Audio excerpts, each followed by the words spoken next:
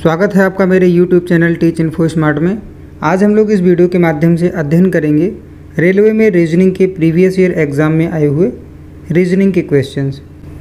ध्यान दीजिएगा, मैंने इसके पहले कोडिंग डिकोडिंग, एनोलॉजी, क्लासिफिकेशन पढ़ा दिया है और मैं आज आपको इस वीडियो में पढ़ाऊँगा श्रृंखला के भी मैंने 110 क्वेश्चन पढ़ा दिया है। ठीक है, ध्यान रखिएगा। टाइप 4 भी मैं आपको पढ़ा रहा हूँ और टाइप 5 आज से मैं शुरुआत कर रहा हूँ, ये ध्यान रखिएगा।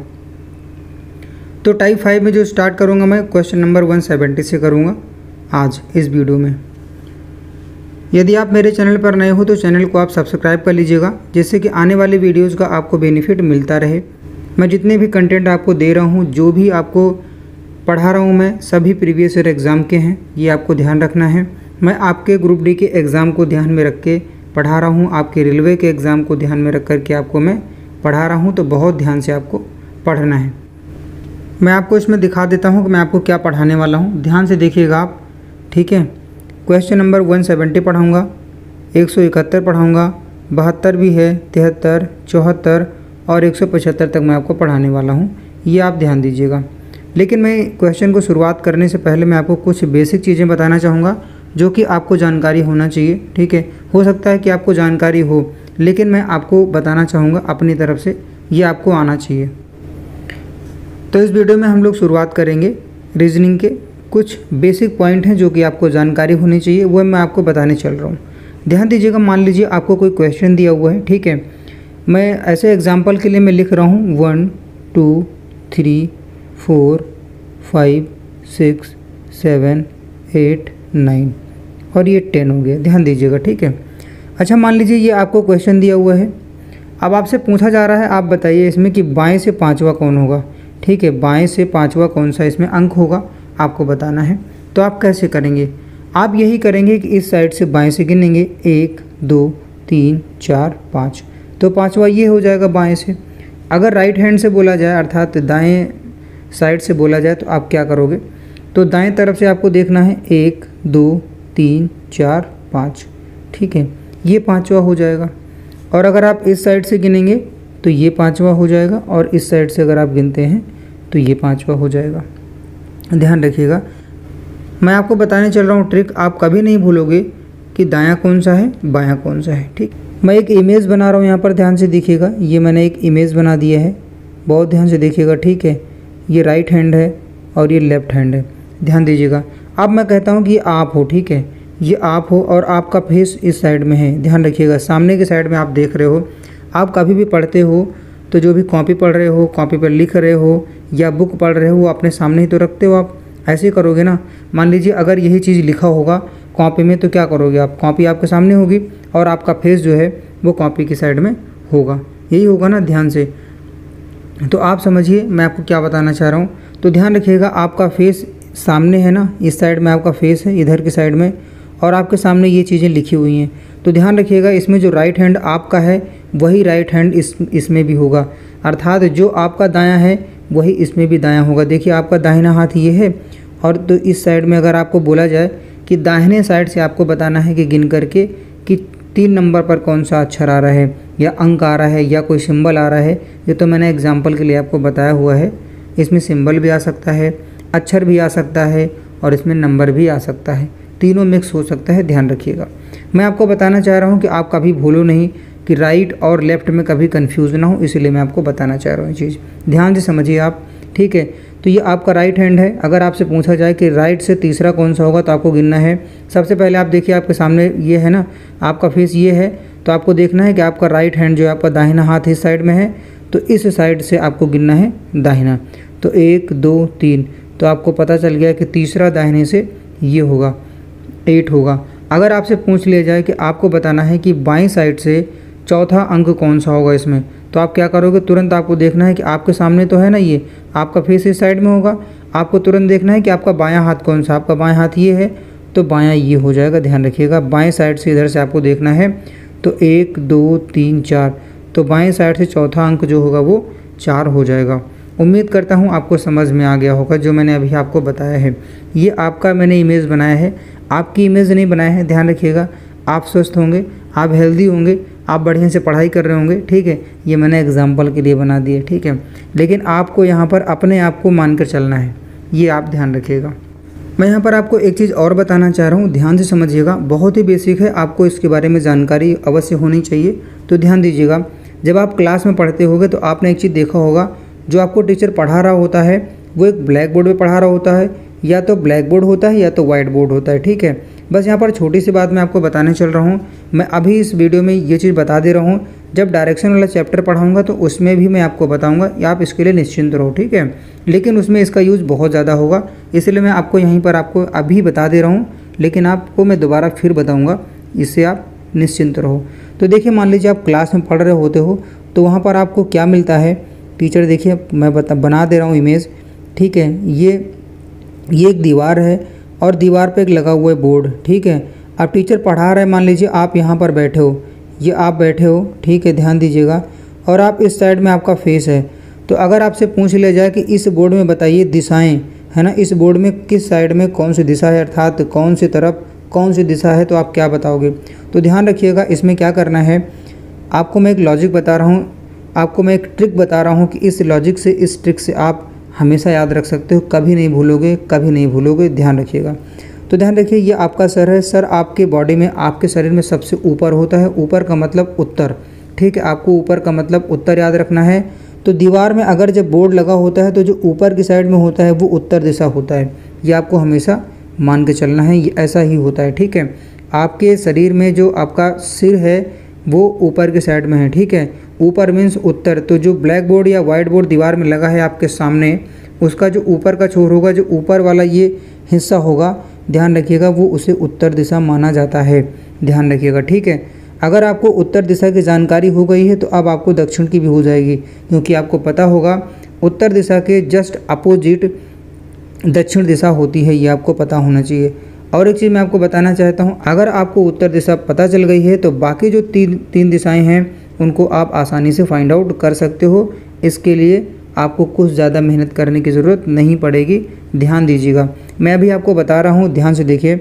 जब आप उत्तर की दिशा में आप फेस करके खड़े हो जाओगे तो आपके राइट हैंड पर ईस्ट होगा, ईस्ट का मतलब है कि पूर्व होगा, और आपके लेफ्ट हैंड पर पूर्व के जस्ट अपोजिट क्या होता है, तो आपको याद होना चाहिए, वेस्ट होता है, अर्थात पश्चिम होता है, ठीक है।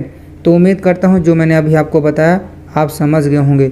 आपको मैं एक चीज़ और बता देना चाहता हूँ, आपको पता होना चाहिए एक दिशा मापी यंत्र आता है जिसको कंपास बोला जाता है, ठीक है।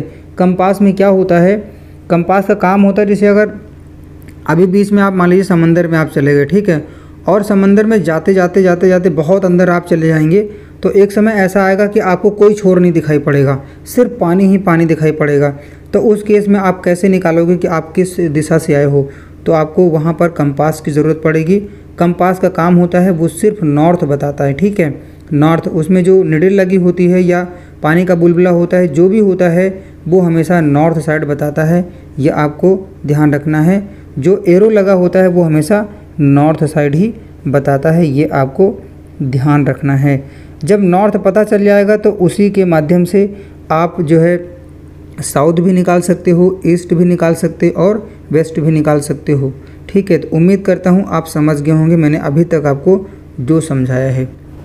देखते हैं क्वेश्चन नंबर 170 में क्या पूछा गया है।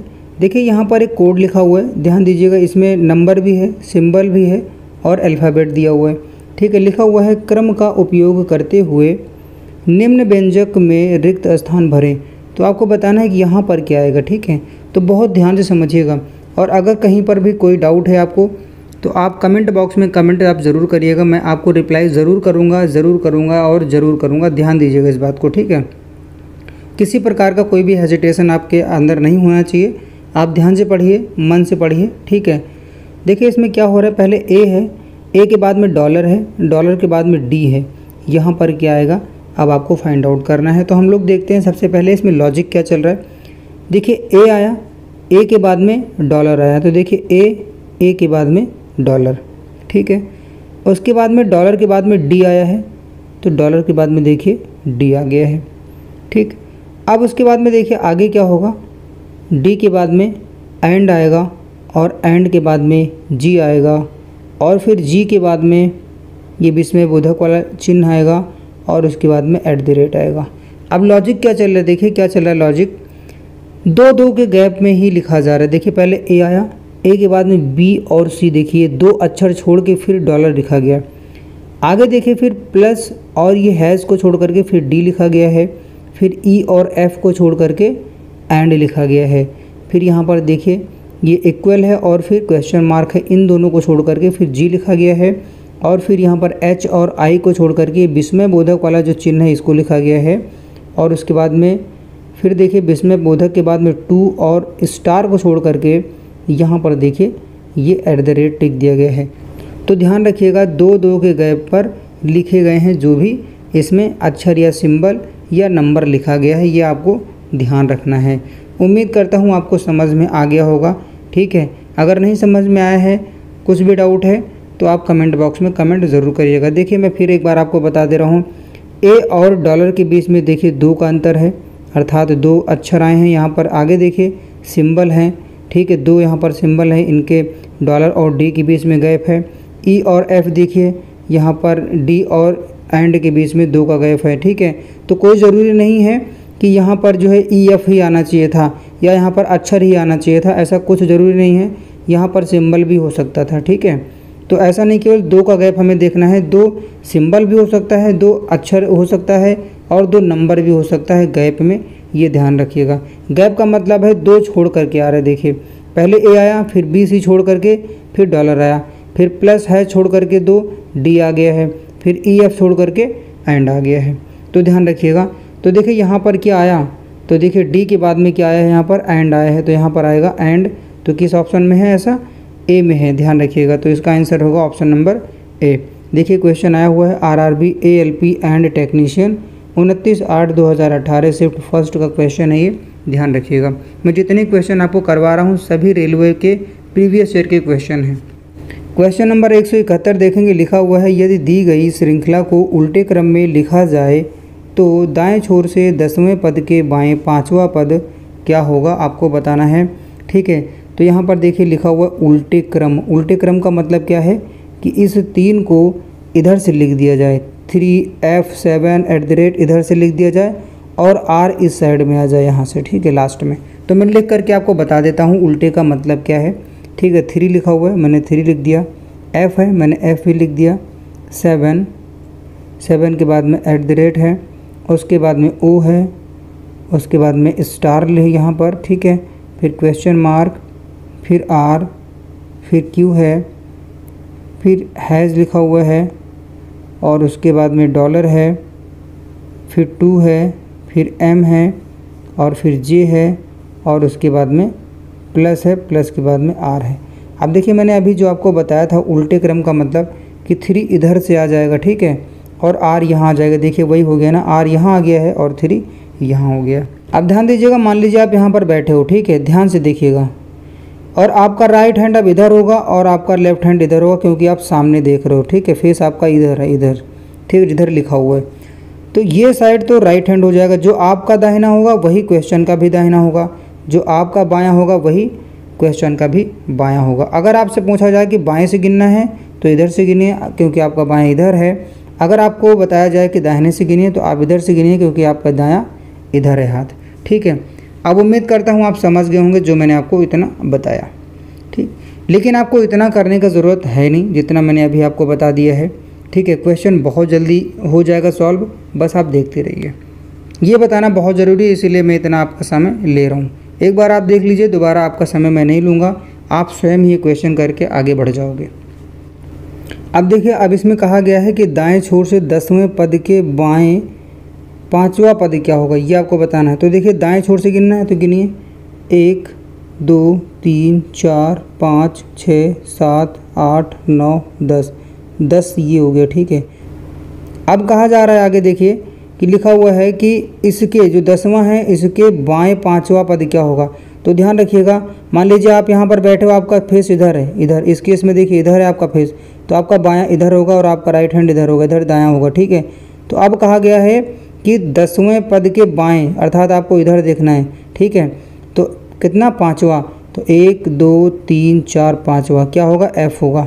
ठीक है, लेकिन आपको इतना करने की ज़रूरत नहीं है, ठीक है। वहाँ जब आप क्वेश्चन सॉल्व करोगे एग्ज़ाम सेंटर में बैठ करके, तो आपको वहाँ पर दूसरों को पढ़ाने नहीं बैठना है, वहाँ पर आपको जॉब लेने के लिए, कंपटीशन को बीट करने के लिए बैठना है भाई, ठीक है। तो मैं अब आपको बताता हूँ कि कैसे आपको करना है। कुछ नहीं करना है, कुछ नहीं करना है, इतना ज़्यादा मैंने इतना लिख दिया सिर्फ आपको समझाने के लिए। ध्यान रखना है, आपको अपने आप से समझ लेना है कि अगर उल्टा कर देने के लिए बोला गया है तो 3 जो है ये वाला छोर इधर से आ जाएगा, तो ये हमेशा बायां हो जाएगा। और जब ये दायां और बायां दिया हो, हमेशा ध्यान रखिएगा, ये दायां और ये बायां, कहने का मतलब है जब ये दोनों चीज़ें अपोजिट हों, दायां बायां हो, तो इन दोनों को आपस में आप जोड़ दीजिएगा। ध्यान रखिएगा, 10 और 5 को जोड़ दीजिएगा, जो भी अंक लिखा होगा उसे आप जोड़ दीजिएगा, ठीक है।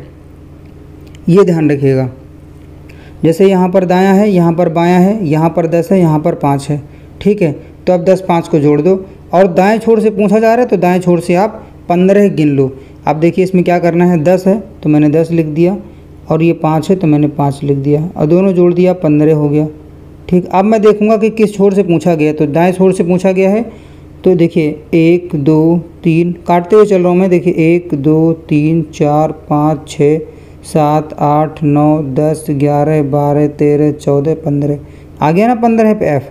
और उस समय जब मैंने आपको जो है बेसिक से बताया तब भी F आया था इसका आंसर, ठीक है। तो ध्यान रखिएगा, इस तरीके से आप कर सकते हो। अब देखिए मैंने आपको बता दिया, किसी भी क्वेश्चन में अगर दाएं या बाएं पूछा गया है कि दाएं छोर से चल रहा है पहले, फिर दाएं छोर पर जाने के बाद में फिर बायां पूछा गया है, ठीक है। जहां पर भी ये दोनों अपोजिट में लिखे हुए दाएं बाएं लिखे हों, तो आपको दोनों अंक जो छोर लिखा है, जो पद लिखा है, उनको जोड़ देना है, और जिस तरफ से पूछा गया है, जिस छोर से पहले जिस छोर से पूछा गया उसी छोर से आपको गिन लेना है। ये आपको उम्मीद करता हूँ समझ में आ गया होगा। अब मैं और एक लॉजिक इसमें एक और ट्रिक बता रहा हूँ। अगर अब आप सोच रहे होंगे अगर सर दाएं दाएं आ गया या बाएं बाएं आ गया, जैसे यहाँ पर दाएं लिखा हुआ, अगर यहाँ पर भी दाएं लिखा होता तो अब क्या करते। तो भाई आपको करना क्या है, अगर यहाँ पर भी दायां है और यहाँ पर भी दायां ही होता तो करना क्या है, इनको दोनों को 10 और 5 को माइनस कर देना था। 10 से आपको 5 माइनस कर देना था, तब 5 आता, और फिर देखना था किस छोर से गिनना है, दाएं छोर से जो पहले दिया हुआ है उसी छोर से आपको गिन देना है। तो इसी छोर से आपको गिन देना था, जो 5वें नंबर पर आता वही आंसर हो जाता। ध्यान दीजिएगा, अगर लिखा हुआ है राइट और लेफ़्ट तो हमेशा आपको जोड़ देना है, ये आप ध्यान दीजिएगा, ठीक है। लेकिन अगर लिखा हुआ है राइट प्लस राइट, अर्थात लिखा हुआ है राइट राइट, अर्थात दाएं दाएं की बात की गई है दोनों जगह पे, जैसे यहाँ पर दायां है तो यहाँ पर भी अगर दायां होता है यहाँ पर, तो आपको क्या करना है, हमेशा माइनस कर देना है, ठीक है। और अगर लिखा हुआ है लेफ़्ट लेफ़्ट, ठीक है, ये ध्यान दीजिएगा, अगर लेफ़्ट लेफ़्ट लिखा है तब भी आपको इस केस में भी माइनस कर देना है। तो उम्मीद करता हूँ आप समझ गए होंगे, ठीक है। मैं यहाँ पर आपके लिए लिख देता हूँ कि कैसे क्या करना है, इसको इरेज करके मैं लिख दे रहा हूँ, ठीक है, ध्यान से समझ लीजिएगा। अब देखिए क्या करना है, यहाँ पर देखिए दाएं लिखा हुआ है और यहाँ पर बाएं लिखा हुआ है, ठीक है, ये आपको ध्यान देना है। अगर दायां और बायां है तो क्या करना है, राइट प्लस लेफ़्ट। इस केस में आपको हमेशा इन दोनों को जोड़ देना है, 5 को 10 में जोड़ देना है, और जिस साइड से जिस छोर से पूछा गया है उसी छोर से आपको गिन लेना है। तो देखिए 10 प्लस 5 कितना होगा, 15 हो जाएगा, 10 प्लस 5 15 हो जाएगा, ठीक है। तो आपको दाहिने छोर से गिन लेना है उल्टा करके, जैसे मैंने अभी आपको बताया है, ठीक है। थोड़ा सा वीडियो आप पीछे करके देख सकते हो। तो आपको करना क्या है, आप जैसे ही जोड़ोगे 15 आ जाएगा, तो आपको दाहिने साइड से जो 15वें नंबर पर आएगा वही आपका आंसर हो जाएगा, ये आपको समझना है, ठीक है। इसका जो आंसर होगा ऑप्शन नंबर सी हो जाएगा, ये ध्यान रखिएगा, F आएगा, ठीक है। अब देखिए अगर लिखा हुआ है लेफ़्ट प्लस लेफ़्ट तो हमेशा आपको माइनस करना है। देखिए यहाँ पर अगर इस जगह पर बायां होता और यहाँ तो बायां है ही है, यहाँ पर भी बायां होता, तो इस केस में इन दोनों अंक से जो ये नंबर लिखे हैं इनमें से आपको माइनस कर देना है। तो उस केस में हो जाता 10 माइनस 5 तो 5 आ जाता, और जिस छोर से गिनने के लिए बोला गया है उसी छोर से आपको गिनना होगा, और जो 5वें नंबर पर आएगा वही आपका आंसर हो जाएगा, ठीक है।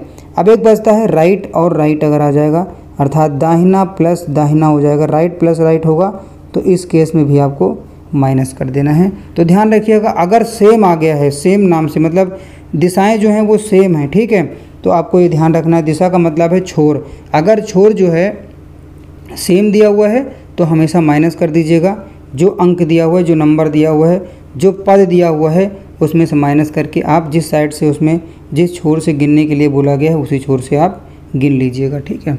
तो उम्मीद करता हूँ ये क्वेश्चन आपको समझ में आ गया होगा। कहीं पर भी कोई डाउट है किसी भी प्रकार तो आप कमेंट बॉक्स में कमेंट ज़रूर करिएगा।